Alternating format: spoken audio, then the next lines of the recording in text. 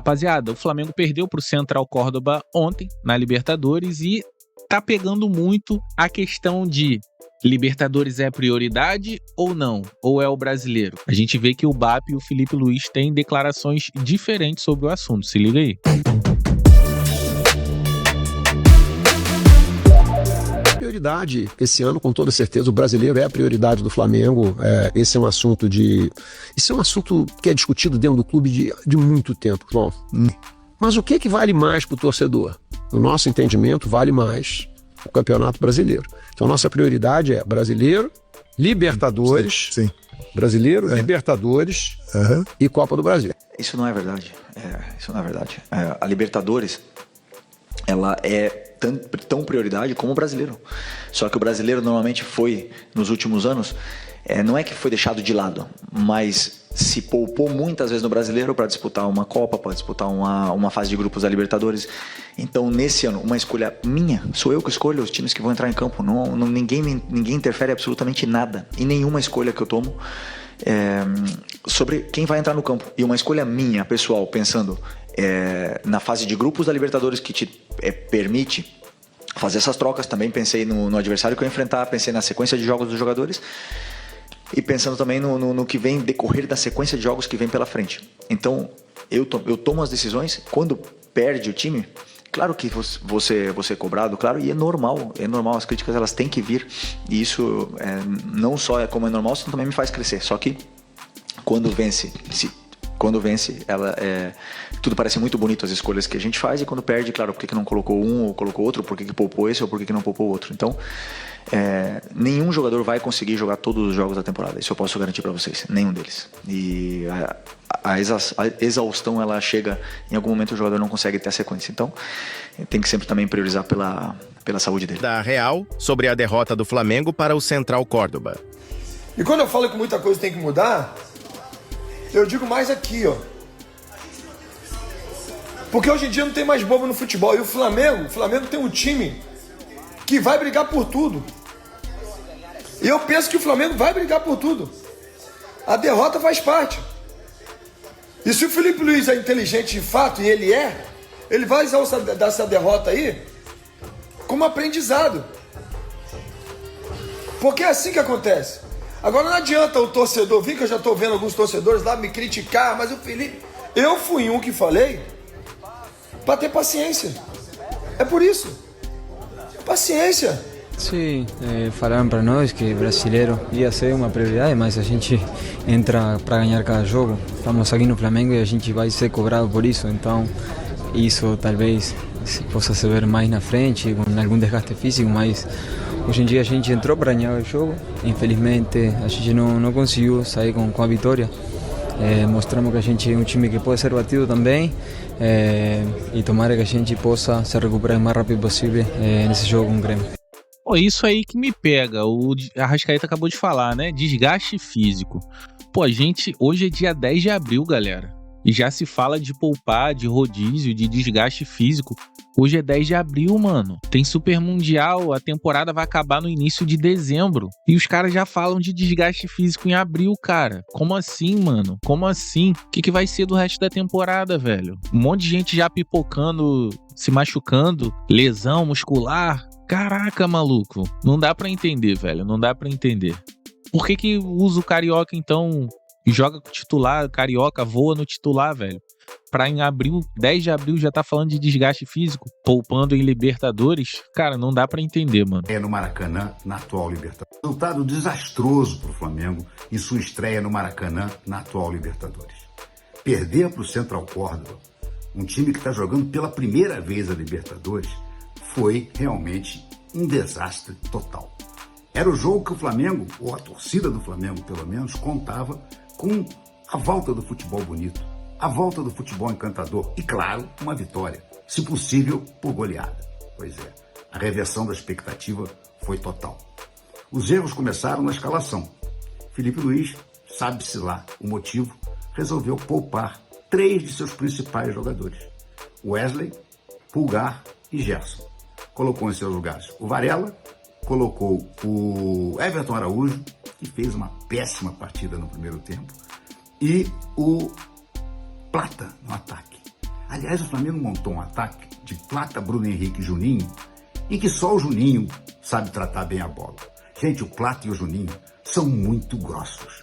Essa aqui é a grande verdade. O Plata tecnicamente é um bom jogador, taticamente é um bom jogador. Não interessa se ele é taticamente um bom jogador, ele é um jogador que está lá no ataque, ele está lá para fazer gol, para dar passe para gol. Isso ele não chega nem perto de fazer. O resultado é que, mesmo dominando, o Flamengo voltou a empilhar chances perdidas. O seu Léo Pereira, sabe-se lá o porquê, resolveu jogar vôlei dentro da área, meteu a mão na bola e assim o Central Córdoba abriu o placar 1-0 e no finalzinho do segundo tempo, de cabeça, fez o segundo gol. Claro, no intervalo, o Felipe tentou corrigir os erros, colocou em campo todos os titulares que ele tinha poupado. Mas aí era tarde demais. O Flamengo já estava nervoso, o Central Córdoba parando o jogo, fazendo cera. O Flamengo até diminuiu aos 15 minutos com um gol de falta bonito do Nicolás de la Cruz, mas ficou por isso mesmo. E ainda teve pouca sorte. No finalzinho da partida, uma bola cruzada, o Bruno Henrique mergulhou de cabeça e a bola bateu na trave. No desespero, o Felipe Luiz fez até uma coisa que eu achei uma temeridade. Colocou em campo o Pedro. Gente, o Pedro está voltando de 7 meses de paralisação, de tratamento, de uma cirurgia seríssima. Não era para entrar num fogo desse. O Pedro poderia ter entrado, faltando 10, 15 minutos, se o jogo estivesse decidido a favor do Flamengo. Não. O Felipe Luiz colocou o Pedro na esperança de que ele conseguisse fazer um gol, pelo menos o gol do empate. O Pedro é muito bom jogador, é artilheiro, mas não é super-homem. Ninguém volta de 7 meses de inatividade jogando futebol minimamente parecido com o que já jogou. Resultado, o Flamengo empilhou erros, empilhou equívocos táticos e técnicos e simplesmente agora vai brigar pela vaga, que passou a ficar ameaçada. Sim, porque se o Central Córdoba continuar performando, o Flamengo, ora vejam só, vai brigar pelo segundo lugar no grupo com a LDU. É muito pouco para quem sonhava não somente ser o primeiro do grupo, como fazer o maior número de pontos da competição para depois decidir todos os mata-matas em casa. Noite desastrosa para Felipe Luiz, na sua segunda derrota desde que assumiu o comando do Flamengo. Uma futebolística absurda, né? Nós não ganhamos nada como seleção brasileira há muito tempo, né? Mas a gente sempre quando perde, quando a seleção perde para uma seleção mais fraca ou empata, ou quando nossos times perdem desse jeito, um vexame completo do Flamengo, a gente fala assim, tá vendo? Não existe mais bobo no futebol, para justificar a nossa derrota. Mas na realidade, às vezes os bobos somos nós, porque o Flamengo foi o bobo da noite ontem junto com o Cruzeiro. Porque um vexame completo você perder para esse time no Maracanã. Para mim, talvez seja o maior vexame do Flamengo em Libertadores, porque quando você vai ver o tamanho do vexame, você tem que ver a diferença técnica da folha salarial dos times. Aquele América do México pegou um Flamengo que não era desse tamanho aí, que não era um time desse tipo, não era um time fantástico como é esse do Flamengo. Esse time do Flamengo é inadmissível perder para esse time do Central de Córdoba no Maracanã. É inadmissível. Pode acontecer de você jogar muito mal, ganhar por 1-0, 2-1, sofrer para ganhar, jogando mal. Mas perder é inadmissível. Foi um vexame histórico esse do Flamengo. Eu penso diferente em relação por exemplo, o que o Felipe Luiz pensou. Se eu sou treinador e vou jogar com um time bem fraco no Maracanã em casa, eu ponho os titulares de cara para tentar matar o jogo e depois eu tiro. Não eu vou colocar no desespero. Eu colocaria para sair jogando. Meu time principal, vamos para cima, marca a pressão, não deixa sair jogando. Nosso time é muito superior, vamos tentar matar o jogo no primeiro tempo, que aí no intervalo eu volto com o Pedro para jogar um pouco e tudo mais. Mas não, fez ao contrário e na hora de correr atrás, já estava 2-0 para os caras. Aí coloca o Pedro voltando depois de 7 meses numa roubadaça. O Pedro tinha que entrar tranquilão. Não, ele entrou para tentar resolver. Pois é, tem isso também. Já falar sobre o Pedro que voltou meio apressado, né? Tava perdendo o Flamengo, já colocou o Pedro em campo. Isso vai acontecer, né? E é importante a gente entender que o Felipe Luiz é um técnico que está começando a carreira, porque ele foi incensado. Se não me engano, o que é a segunda derrota, Tino? Segunda derrota, em 27 jogos ele tava sem perder. Perdeu o Fluminense ano passado, é a primeira derrota no ano. Isso, certo? Isso mesmo. O que não quer dizer que ele é um técnico pronto, que saiba fazer tudo, que seja o candidato a substituir o Dorival na seleção brasileira, né? Então, acho que menos. Ele está começando a carreira, né? E algumas situações ele vai errar na estratégia, vai errar Eu concordo plenamente com o Casão, sobretudo quando você joga em casa, diante do seu público. Vai com o principal e tenta resolver aí para depois fazer as trocas, né? E nessa sucessão de jogos, né? Agora o Flamengo também já sabe o seu adversário na Copa do Brasil, o Botafogo da Paraíba, onde o Flamengo tem muita torcida e tal. Todos os técnicos vão ter que fazer espécie de revezamento. O que a gente dizia quando tem o elenco mais forte ou um dos mais fortes como o Flamengo? Mesmo revezando, mexendo, o time que entra em campo é sempre muito forte. Mas aí que tá, né? Uma coisa é você ter um bom elenco, um bom banco, alternativas interessantes. Outra coisa é você achar que pode prescindir do Gerson, que é o seu melhor jogador, ao mesmo tempo do Eric Pulgar, porque são coisas, é quase uma dupla de sustentação, né? Ao mesmo tempo o Eric Pulgar, e aí e o Wesley, que é a válvula de escape do time. Ontem, se você reparar, taticamente falando, e ele poucas vezes fez isso, jogaram os laterais defensivos, o Varela e o Alexandro. Então o time não tinha escape pelo lado. O Felipe Luiz raramente fez isso.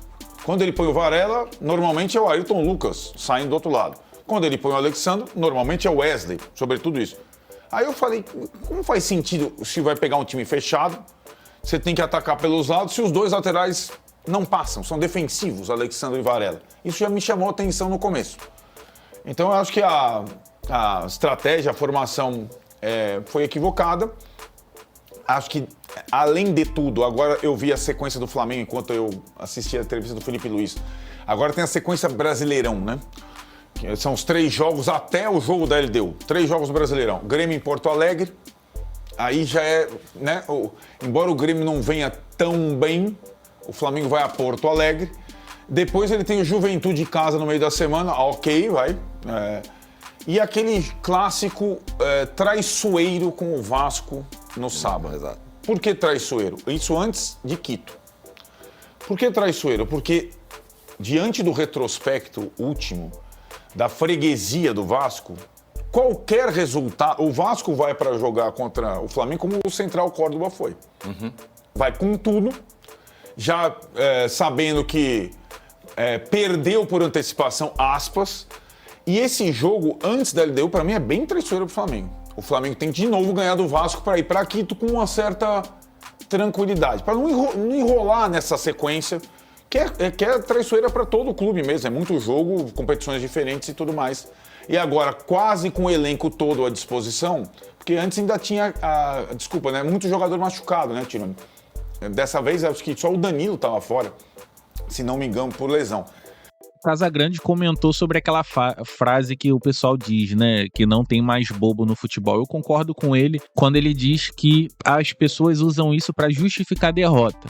É verdade, é para justificar a derrota. Geralmente, quando se perde um jogo que você não poderia perder para um time fraco, se diz isso, não existe mais bobo no futebol. Mas, cara, o Flamengo tinha que ganhar do Central Córdoba em casa, no Maracanã, a qualquer custo. Com o elenco que tem, a qualquer custo. Não podia ter perdido. Não importa se não existe mais bobo no futebol, tem que ganhar. É o time mais caro na folha salarial, em nome é o mais pesado, tem que ganhar, cara. Se essas coisas não forem entrar em campo, contrata qualquer jogador, pô, porque aí não faz diferença, né?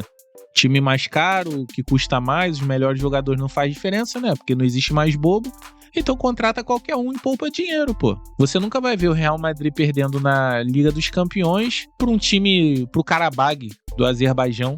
Não vai, cara, não vai acontecer. Pode jogar 100 jogos pra isso acontecer uma vez. Você não vê isso acontecendo. Agora o Flamengo em Libertadores, meu amigo, que perde de jogo estranho, é Nublense, é Alcas, agora Central Córdoba, cara, gosta de se complicar, velho. Um time que tem não sei quantas milhões de vezes a folha salarial menor que a nossa, essas coisas tem que entrar em campo, cara. Porque se não entrar, contrata qualquer jogador, pô. Vai lá na Série D, contrata uns jogadores qualquer lá e poupa dinheiro, investe mexe em outras coisas no estádio. Eu acho que o Felipe Luiz vai tirar bastantes lições desse jogo aí de ontem, vai aprender bastante com essa derrota, só que agora lá no jogo da LDU, fora de casa a gente tem que ganhar, né? Porque senão a gente começa a se complicar. Mas é isso aí, rapaziada. Eu sou o Einstein Rubro Negro, o link da UOL Esporte vai estar aqui na descrição. Tamo junto, até a próxima. Valeu, valeu!